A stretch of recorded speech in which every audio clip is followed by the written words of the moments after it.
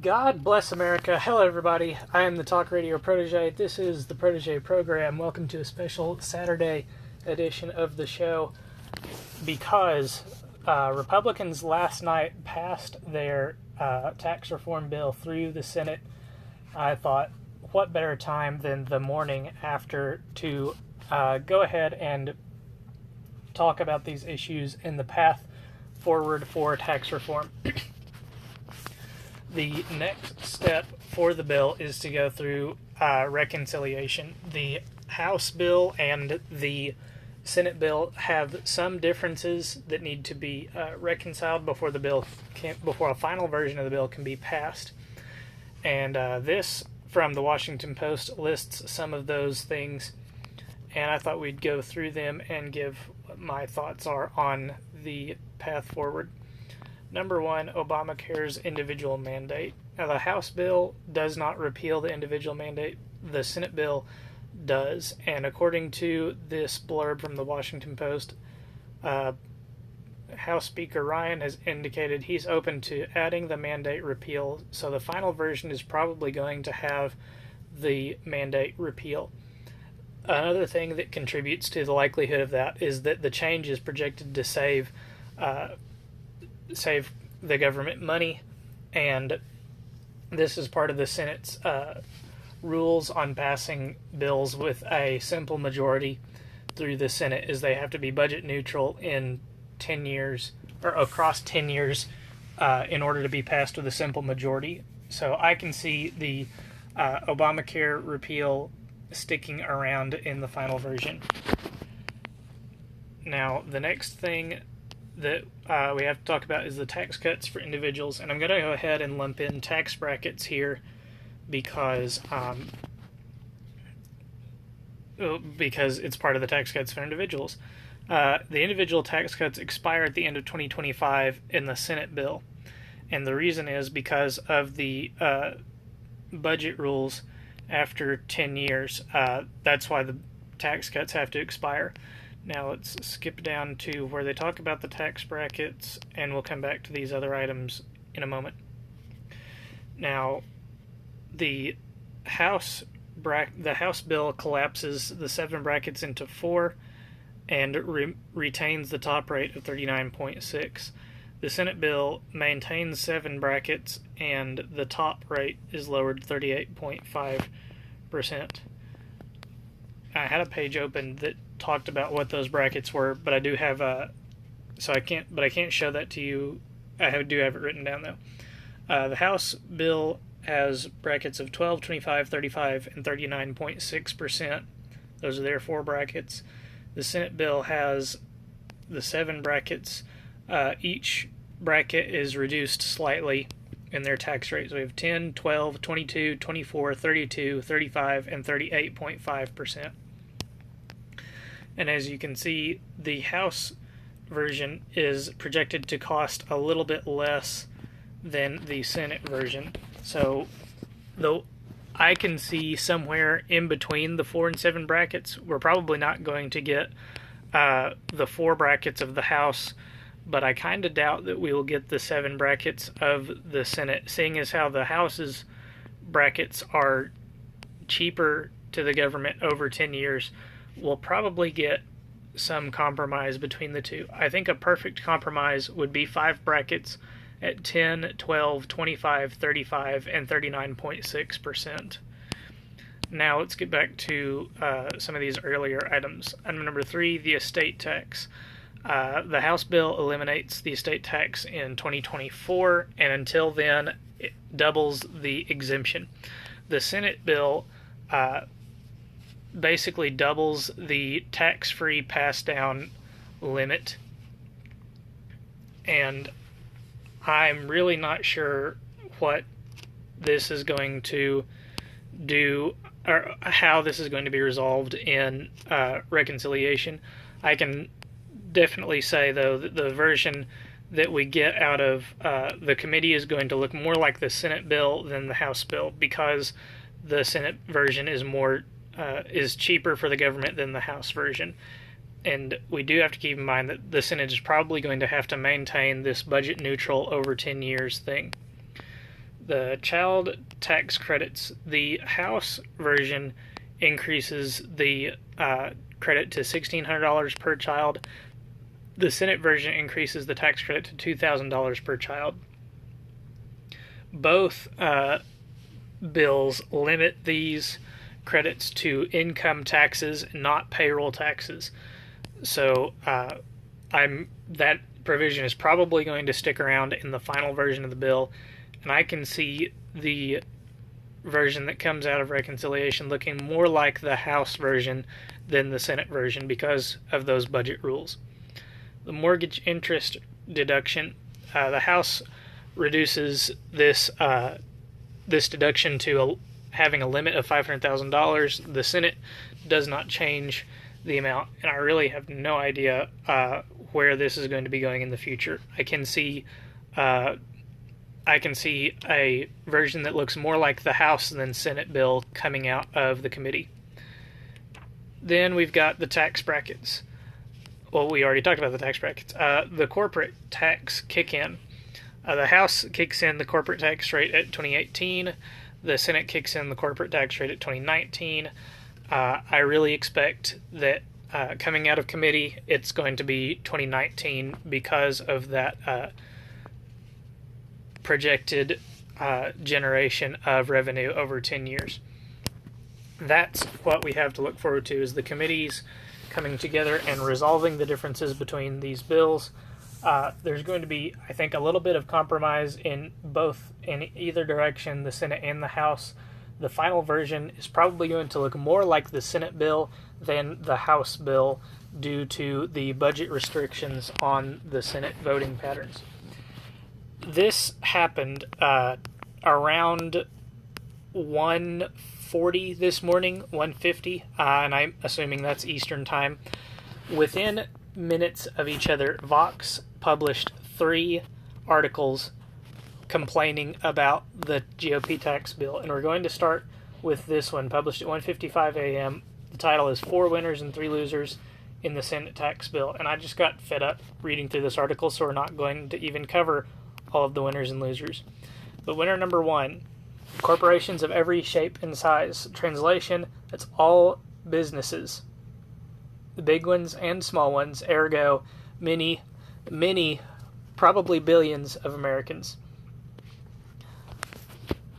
As I say, this is the cornerstone of the tax bill. This is what the GOP is expecting to provide the most economic growth, or spur the most economic growth in the future. But Vox doesn't care. Vox thinks that the tax is just fine where it's at because the effective tax rate is 24%. They say that our high rate is offset by copious tax breaks and the ease with which the U.S. allows companies to move profits to tax havens overseas. First of all,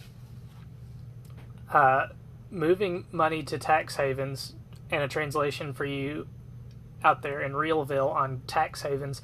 A tax haven is a country with a lower tax rate than the United States. And moving money to tax havens is bad for the U.S. economy. If our tax rate is lower than the haven, it becomes more profitable to have capital in the U.S., and that's good for the economy. There's no reason for anybody to be complaining about this. And then Vox goes on to talk about what they call a corporate tax holiday. And they say it encourages future tax evasion by setting a precedent that evasion will be rewarded with special breaks to bring the money back. Now, the only way this encourages future tax evasion is if the corporate tax rate goes back up in the future. And by the same token, if you will, high tax rates encourage evasion by making the tax havens more profitable than the U.S. In the GOP version of how events will play out, the U.S. profits over the tax havens by allowing this money to be brought back to the United States of America. Now let's go on to who they call their first loser. 13 million Americans without insurance. I've already talked about this at length. Why are they not going to have insurance in the future? According to this Vox article, 3 million fewer people will have individual market insurance, and 1 million fewer will have Medicaid in 2019 if the mandate goes away. 5 million fewer each would have Medicaid and individual market coverage in 2027. The remaining millions are people with employer-based coverage who would lose it. How are they losing it? They haven't told us here. All they've told us is the number of people that will lose it. 3 million fewer people will have individual market insurance, and then that goes up to 5 million by 2027. Why is this the case? Because they haven't told us. It doesn't take a lot of thinking through to realize that if you mandate that someone have something, there's going to be people that have it that don't want it. And so when the mandate goes away, then their desire to keep it goes away, therefore they get rid of it. So the people that have individual market insurance, they're basically saying 3 million people have individual market insurance that don't want it, and by 2019 they will have gotten rid of it. I don't see how this is the government's problem, that people have something that they don't want and they're going to get rid of it.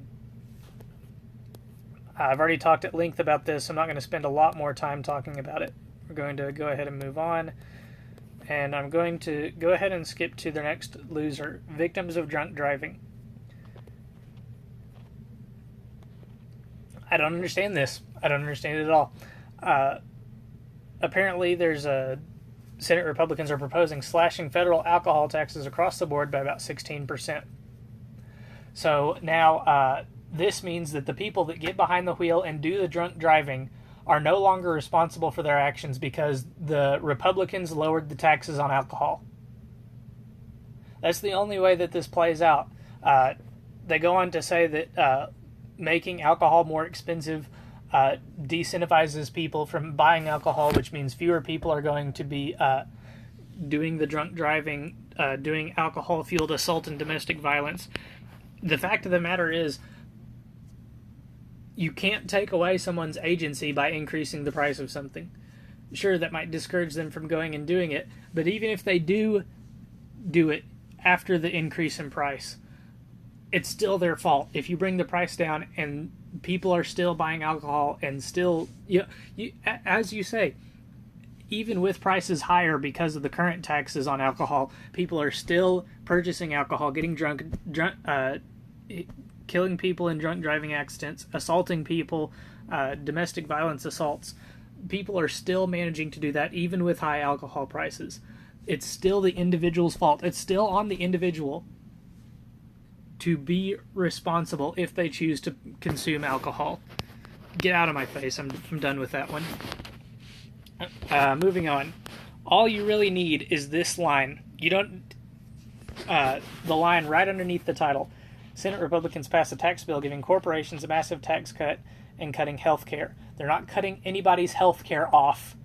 They're telling people that if they don't want their health care, they no longer have to have it. The change in the Republican tax plan is taking the gun away from the government that says you have to have health insurance. Obamacare holds a gun to the head of the American people and says, get health insurance. The Republican tax plan is taking that away.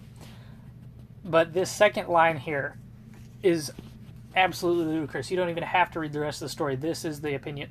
How Senate Republicans learned to forget about the deficit and pass their tax bill. You don't get to whine about the deficit when you supported a president and his administration who it didn't even take his whole presidency, and it really got started in the last year of Bush. So in about 4 years, but realistically speaking, 9 years, in a decade, we doubled 100 years worth of debt. Do you know how you double? Do you know how you increase debt? It's deficit spending. Your president has done more deficit spending than any other president combined. You have forfeited the right to whinge about deficit spending. Get out of my face. And now we're going to talk about income inequality. This last one. The Republican tax bill will exacerbate income inequality in America. This is garbage. First of all, who cares about income inequality in the United States of America when our poor are richer than entire populations of third world countries? But one thing that I thought was just comedic gold was in this second paragraph here. Donald Trump said he was going to fix it, that he would represent the forgotten men and women, the people who had been left behind in this widening of income inequality. First of all, the forgotten men and women of the United States of America are the people of people working in fields related to the Industrial Revolution. A lot of the Obama and Clinton and the Obama administration agenda was undoing, or I guess not undoing, but clamping down on the Industrial Revolution entirely for not economic, the other word, environmental reasons. Coal, steel, car manufacturing crushed under the weight of the environmental movement that was a big part of the Obama administration. These are the forgotten men and women. It's not the forgotten men and women are not the people at the bottom of the barrel that aren't doing anything to even try and get by, and they're suffering as a result because they're falling behind in the income equity race. And when were the forgotten men and women forgotten? During the Obama administration. The Obama administration is the one that forgot these men and women.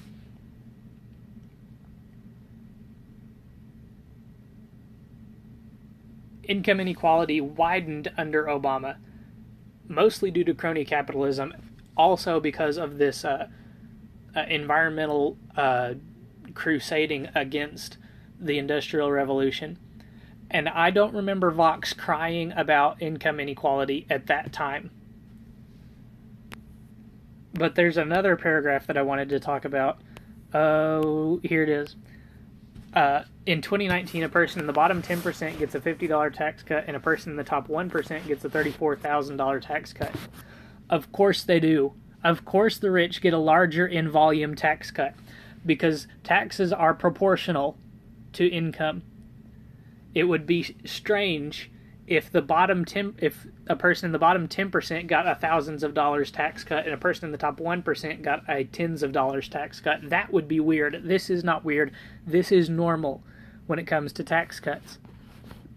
One last thing, and this is going to wrap up the video. There's here it is.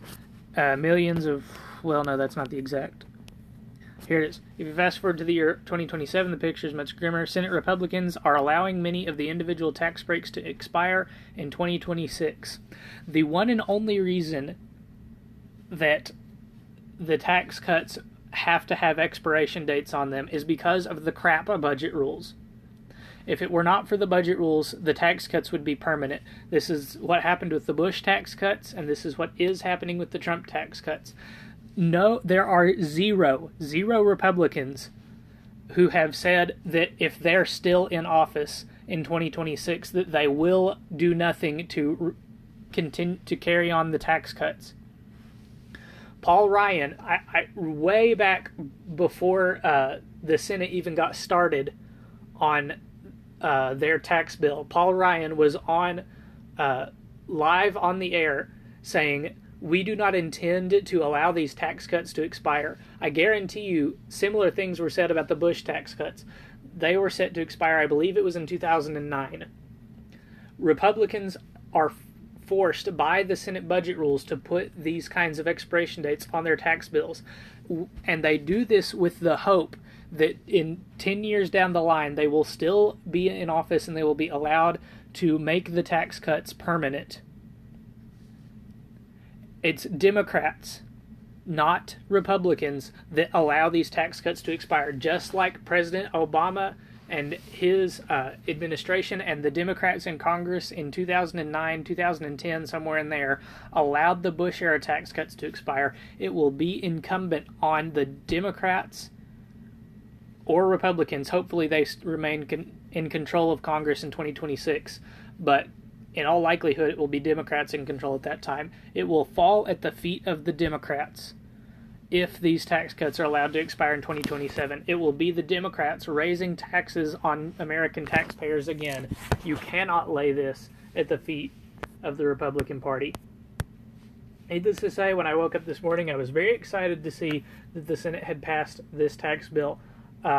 It was 51 to 49. I was expecting a 50-50 vote split, but apparently there was one Republican who I thought of as unreliable who decided to go ahead and cast their vote for the bill. I was very happy to see that. But that's going to do it for this video. Thank you all so much for joining me on the special Saturday edition. Go enjoy the rest of your weekend. I hope that it's a great one. Before you go, hit like and subscribe. Hit the bell for notifications so that you don't miss the next video that's coming up Monday evening. Be there. Until then, have a great weekend and God bless.